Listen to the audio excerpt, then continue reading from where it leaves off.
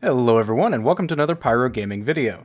At the time of recording this video, Shadowkeep is exactly 2 weeks away, and I don't know about you guys, but I'm pretty damn excited. Now, much like every other major content release that we've had in Destiny, you really do want to prep accordingly for Shadowkeep, especially if you're going to try to do the new raid, Garden of Salvation, on October 5th as soon as it goes live. You really want to have your prep work done, but even if you're not going to be looking for a world's first raid or a day 1 raid or even a week 1 raid or you don't raid at all, you still want to prep.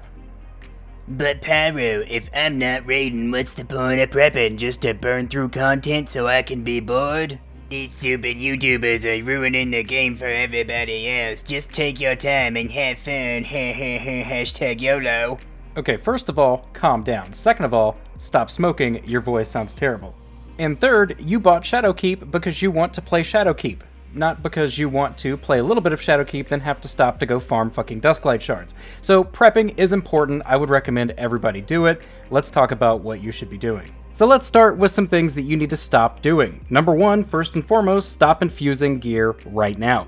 The reason being is because it's a waste. When Shadowkeep launches, literally every item in the game is going to be 750 automatically. So there's no point in infusing stuff right now. But Pyro, what about raids? What about Iron Banner? You'll be fine. Believe me, you're going to want those enhancement cores, weapon parts, legendary shards, a lot more in Shadowkeep than you're going to need them right now to go play Iron Banner. And the same could be said for ranking up vendors. There's virtually no reason for you to rank up any vendors, whether it be gunsmiths, Zavala, shacks, whatever, right now. Save those tokens, save those materials, and use them in Shadowkeep where you can get 2.0 armor.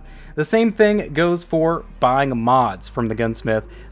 Unless it's a mod that you don't have a single copy of, don't buy it. We'll talk more about mods as the video goes on. Now let's talk briefly about powerful rewards. I'm not going to get into too much detail because we simply don't have enough information on how powerful rewards are going to change next season as of right now, but one thing that we can probably safely assume is that bounties that you acquire this season that grant powerful rewards, these are things like Benedict's bounties that you go and find a chest for, the weekly Gambit bounties, things like that.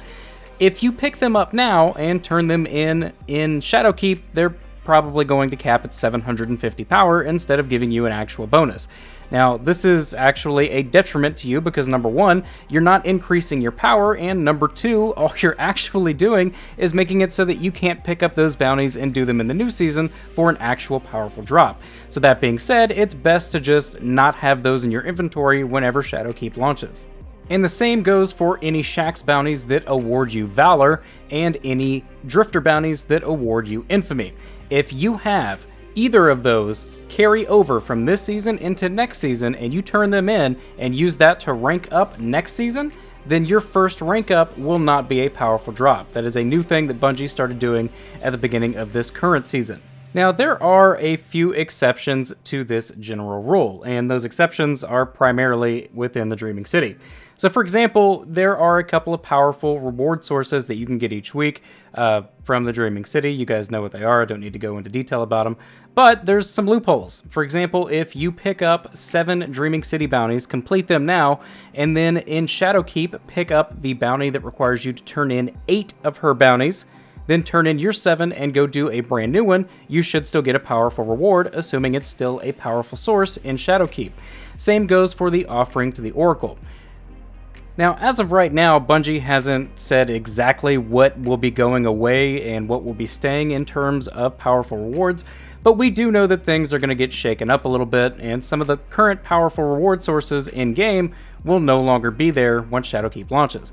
So what I would recommend doing is go ahead and do this bounty prep for the 7 Dreaming City and the Offering to the Oracle, and if Shadowkeep launches and you can't get a powerful drop from that, so be it. You can still use those for XP to level up your artifact. And the same thing can be said for Hawthorne's clan bounties. Go ahead and pick up and complete at least 3 of these, since they will give you 2,000 clan XP apiece. Assuming next season you will need 5,000 clan XP to rank her up, that could be a potential powerful reward source as well. And again, if it doesn't work, if it's not a powerful reward next season, it's still XP for your artifact. Now, aside from those specific bounties, which other ones should you have completed and ready to go when Shadowkeep launches? The answer is literally any of them. I would recommend getting as many of Ada's bounties as you can, since they give you a pretty sizable chunk of XP in addition to 1500 Glimmer a pop and modules reports if you need them, and also Spider's bounties because they give you a big chunk of XP and 2500 Glimmer. Remember, next season the cap for Glimmer is going up to 250,000, and from what it looks like, you're going to need a lot of Glimmer, so you want as much of that stockpiled as you can. We'll talk about some other sources for Glimmer stockpiling later on in the video, but for now, these bounties right here are really good. Aside from those, pick up all your planetary bounties just to have a little bit extra planetary materials stocked up. You cannot have too much of these. For those of you that are going for that day one raid completion, I would honestly recommend having literally every slot on that pursuits tab filled with completed bounties on all 3 characters. That is going to be a very big way and very easy way to rank up next season. As I said at the beginning of the video, all bounties will be good to stockpile with the exception of bounties that grant Valor or Infamy. You don't want to risk taking away a powerful reward source next season and having something drop at 750 when it shouldn't, so just keep that in mind. So on to your consumables. It should go without saying that you want as many of these items as possible. I mean, you physically cannot have too many. Things like Dark Fragments, things like Tincture of Queen's Foil, things like Enhancement Cores, Mod Components, Gunsmith Materials, Vanguard, and Crucible Tokens, and of course your Planetary Materials and whatever else you feel like you're going to need. You physically cannot have too many of these items.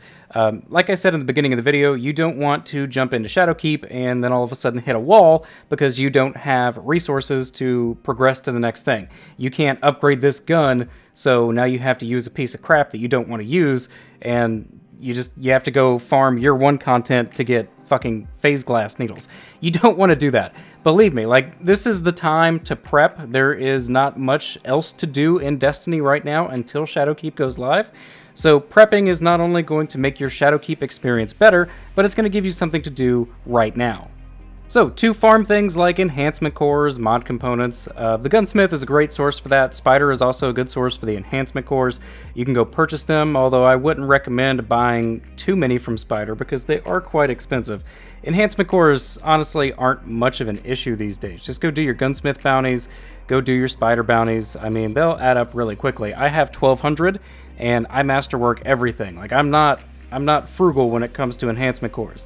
I just accumulate a lot, but I also do a lot of raids, and those curated rolls drop 7 apiece whenever you dismantle them, and I throw away pretty much all of those. So anyway, as far as planetary materials, you really want to try to aim for something around 1,000 apiece. That will ensure that they will just not be an issue. Now, if you are looking for ways to farm planetary materials, if you just go do the daily bounties on each destination on all 3 of your characters, that is a very low investment in terms of time spent, and you can get 90 planetary materials a day, plus however many you happen to pick up from chests and resources that you collect along the way. It's actually fairly easy to stockpile a ton of these, albeit a bit boring, but easy nonetheless. Now, if you want to go with a more lazy route, there is a really good farming method that you can do, and I will link that in the top right corner of your video right now, and that is the AFK Forge Farm. Simply lower your power level and then go matchmake and walk away. It's that simple. I'm not going to go into full-on details of how to do it right now in this video. I've made a video about it prior, and like I said, that will be in the top right corner of your screen if you want to go check that out. But that's a way to basically get unlimited Dusklight shards and data lattice, and then go rank up those vendors and dismantle the gear that you get for legendary shards, weapon parts, and enhancement cores and mod components, and then take those legendary shards to Spider and buy the other planetary materials that you need. It's a really effective method and really easy to do.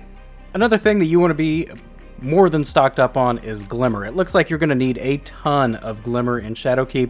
Same goes for legendary shards, so that AFK farm for legendary shards is actually going to be really beneficial. But for the Glimmer, there are ways to effectively store Glimmer in your vault. If you have a Year 1 Trials of Osiris Flawless Exotic Ghost, you can buy that, throw it in your vault, and then dismantle it later for Glimmer.